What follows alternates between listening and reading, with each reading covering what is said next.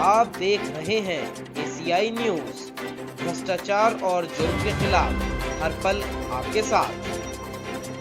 नमस्कार, मैं sub editor एशियाई न्यूज़ से स्वागत है आपका।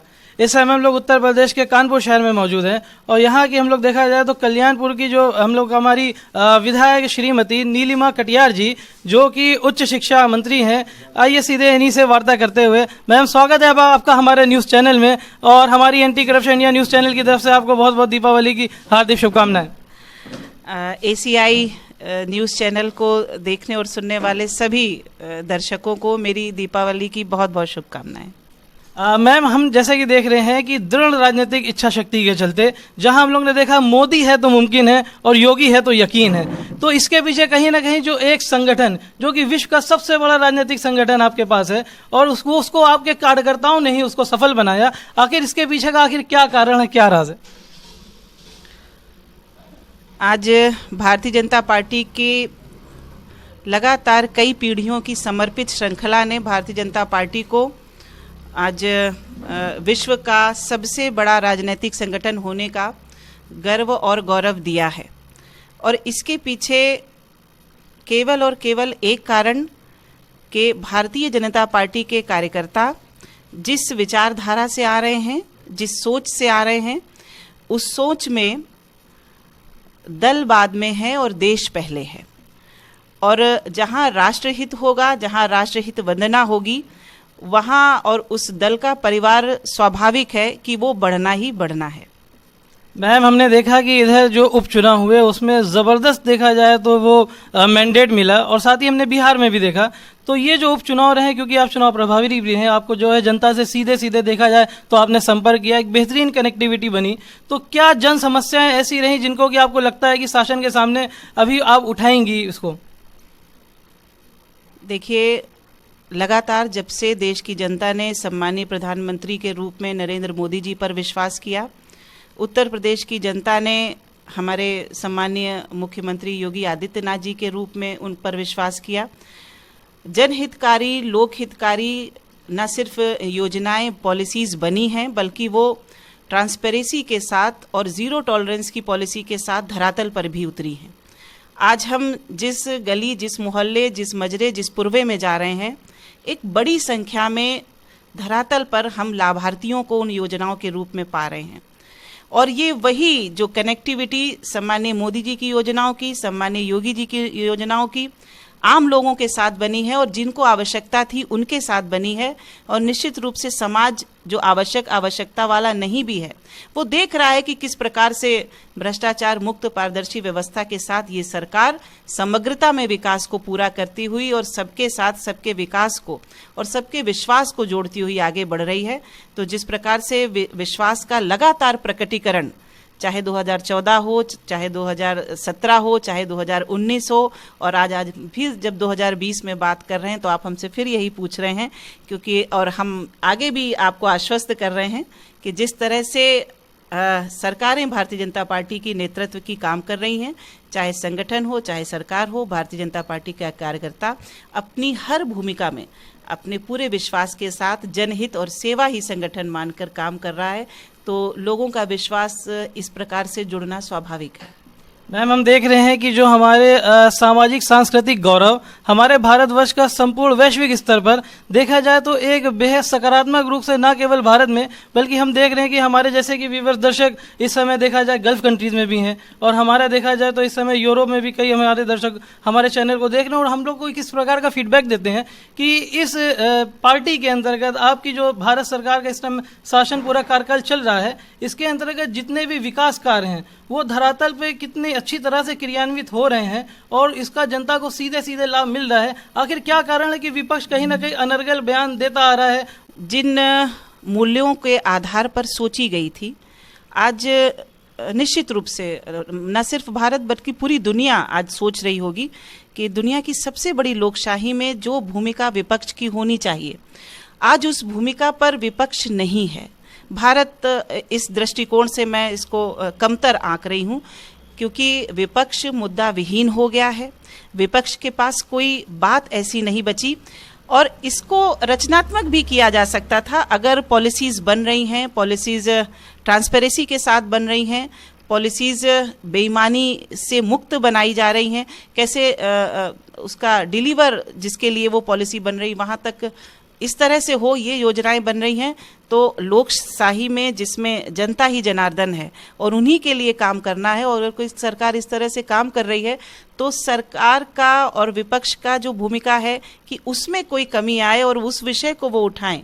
इन अनर्गल जो ये मुद्दा विहीन, तथ्य विहीन बातें जिनका कोई जनहितकारी उसका सरोकार नहीं है, इस तरह की बातें विपक्ष से भारत में पूरी दुनिया देख रहा है। तो इस दृष्टिकोण से मैं इसे भारत की कमी ही बताऊंगी। मैम, हम देख रहे हैं कि निश्चित रूप से हमारे प्रधानमंत्री की तरफ से जो एक इनिशिएटिव लिया गया कि आत्मनिर्भर भारत, और इसी को चलते हम देखते हैं कि यहाँ के ऊपर जैसे कि 1 डिस्ट्रिक्ट 1 प्रोडक्ट का जो है एक अभियान चलाया जा रहा है। आखिर इसके तहत अगर हम कानपुर शहर की बात करें तो इसके अंतर्गत आखिर किन किन उत्पादों को रखने की श्रेणी में रखा जाएगा, या इससे किस प्रकार से हमारा जो एक हस्तकरघा या देखा जाए तो रूरल एरिया में रहने वाले लोग हैं, इससे किस तरह से लाभान्वित होंगे? देखिए, भारतीय जनता पार्टी की विचारधारा, भारतीय संस्कृति, भारतीय गौरव, भारतीय जो पहचान है उससे ही, और ये स्व की पहचान है, चाहे उत्तर प्रदेश हो चाहे कानपुर हो, और जो लोकल को वोकल और उसके बाद उसको ग्लोबल करने की बात है। तो अपने को स्वावलंबी बनाकर, अपने को आत्मनिर्भर बनाकर और अपनी पहचान से, अपनी विशिष्टता से गौरवान्वित होकर जब कोई व्यक्तित्व आगे बढ़ता है तो निश्चित रूप से आज अगर हम 5 ट्रिलियन इकोनॉमी अपनी बनाने की सोच रहे हैं, वैश्विक परिदृश्य में भारत को लाने की सोच रहे हैं, तो वैश्विक परिदृश्य में भारत अपनी पूरी सामर्थ्य को जुटाकर ही आगे चमक सकता है। और सामर्थ्य स्व से आती है, और जो स्व से सामर्थ्य आ रही है, आज अगर हम कानपुर में बैठे हैं, हमने लेदर लिया 1 डिस्ट्रिक्ट 1 प्रोडक्ट में, और लेदर के बाद जब हम और डीप गए, और कानपुर जो मैनचेस्टर है यूपी का, एक देश का बहुत बड़ा केंद्र है, और उसमें जब और हम अंदर गए तो होजरी आता है। जब तक हम कानपुर के अंदर होजरी को नहीं कनेक्ट करते हैं तो हम ODOP जो 1 डिस्ट्रिक्ट 1 प्रोडक्ट की प्लानिंग है, और बहुत सफल प्लानिंग है।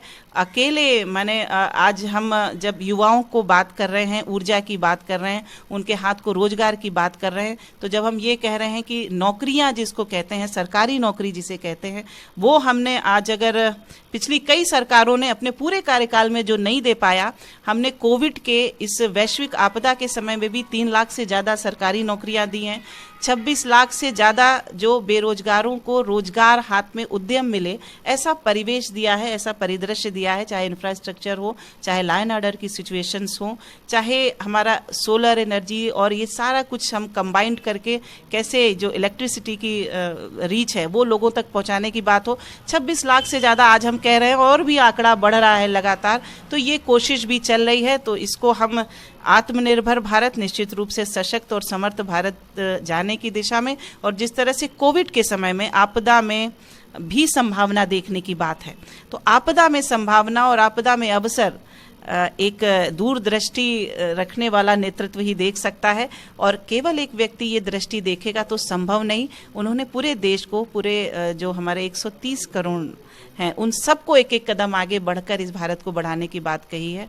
निश्चित रूप से जो ठीक समय पर हमारी इकोनॉमी, पूरे विश्व की इकोनॉमी पीछे जा रही थी, और ऐसे समय पर जो संबल दिया आत्मनिर्भर भारत के नाम पर, जो पैकेजेस आए, उन पैकेजेस के माध्यम से चाहे लघु उद्यम हो, चाहे कुटीर हो, चाहे हमारे जो 1.70 लाख करोड़ का जो गरीबों के लिए पूरी प्लानिंग्स नीचे उतर करके आई संबल देने के लिए, तो जिस प्रकार की आवश्यकता, जिस तरह के आर्थिक सहायता की आवश्यकता जिस क्षेत्र को पड़ी है, उस समय पर कोविड में वो मुहैया कराई गई है। निश्चित रूप से इस आपदा से भारत बहुत मजबूती से आगे निकल करके आया है। विभाग की तरफ से क्या इनिशिएटिव लिए गए हैं जो कि भविष्य में देखा जाए तो आने वाले समय में न केवल रोजगार को देखते हुए बल्कि नई शिक्षा नीति के अंतर्गत वो जो है सीधे सीधे हमारे स्टूडेंट्स को लाभ पहुंचाएंगे? एक मैं कहूँगी कि भारतीय परिस्थिति के लिए एक बहुत बड़ा, एक जिसको मैं कहूँगी टर्निंग पॉइंट, 36 वर्षों के बाद भारत के अंदर एक नई शिक्षा नीति बननी चाहिए, इस पर विमर्श शुरू हुआ। और 4 लाख से ज़्यादा लोगों ने उसमें, शिक्षाविदों ने और अलग अलग क्षेत्रों के जो मर्मज्ञ थे उन्होंने अपने सुझाव दिए हैं। और उसके बाद ये नई राष्ट्रीय शिक्षा नीति आज हमारे सामने है।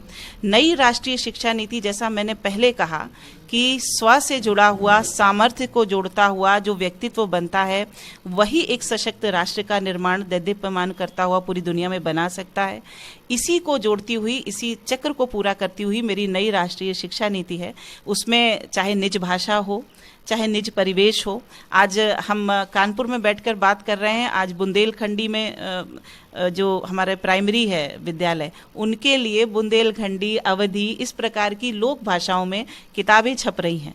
मैंने एक साइंटिफिक ये फैक्ट है कि जो 5 वर्ष तक का बच्चा है या बच्चा है, छोटा है, उसकी ग्रास्पिंग पावर जिस समय सबसे ज़्यादा है, अगर वो निज भाषा में पढ़ता है तो उसका बहुत ज़्यादा उसमें विस्तार होता है, उसकी क्षमता का विस्तार होता है, आगे सहायता मिलती है। मल्टी एंट्री, मल्टी एग्जिट है। और उसमें आखिरी के जो स्नातक का अंतिम 6 महीने का है, उसको ट्रेनिंग से जोड़कर देखा जा रहा है। आप कई सारे मल्टीपल सब्जेक्ट एक साथ उसको जोड़ करके पढ़ सकते हैं। कोई बच्चा साइंस पढ़ रहा है तो ज़रूरी नहीं कि वो फाइन आर्ट अच्छा करता हो, मैथ्स भी अच्छी हो। तो पहले की शिक्षा नीति बड़ी सीमित करती थी। आज जो नई राष्ट्रीय शिक्षा नीति आई है वो व्यक्तित्व को संपूर्णता में, समग्रता में आगे ले जाने की क्षमता रखती है।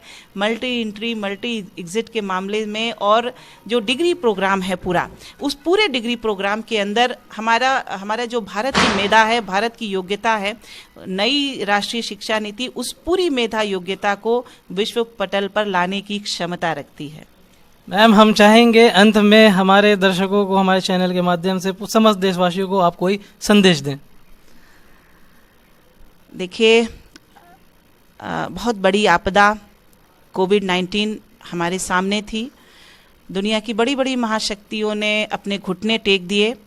हमारा इंफ्रास्ट्रक्चर, चाहे मेडिकली हो, चाहे और फील्ड्स में देखें, वो इतना मजबूत नहीं था। लेकिन सबने जिस प्रकार से सम्मानीय प्रधानमंत्री जी के नेतृत्व में इस कोविड के समय में एकजुटता दिखाई और इस जो चेन जो थी उसको तोड़ने का काम किया, वायरस की चेन को तोड़ने का काम किया।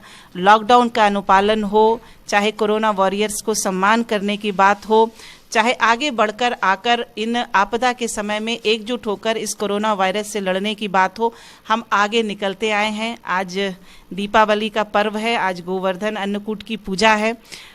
मैं आप सबको, जो आप सब सुन रहे हैं, सुरक्षित दीपावली के लिए, और जिस प्रकार से सहयोग, पटाखों को रोका गया प्रदूषण को रोक के कारण, आज हमारे किसान भाई भी पराली के माध्यम से प्रदूषण को बचाकर रख रहे हैं, सबके लिए कोशिश कर रहे हैं, समग्रता में प्रयास कर रहे हैं। मेरी आप सबको सुरक्षित दीपावली के लिए बहुत बहुत शुभकामनाएं। और जिनकी वजह से हम ये सुरक्षित दीपावली मना पा रहे हैं, जो सीमा पर हमारे जवान खड़े हैं, और माननीय प्रधानमंत्री जी का आह्वान है कि एक दिया हमारे देश के उस जवान के नाम जो सीमा पर डटकर रात दिन खड़े हुए हैं, और उनके ही कारण हम यहाँ सुरक्षित दीपावली मना रहे हैं।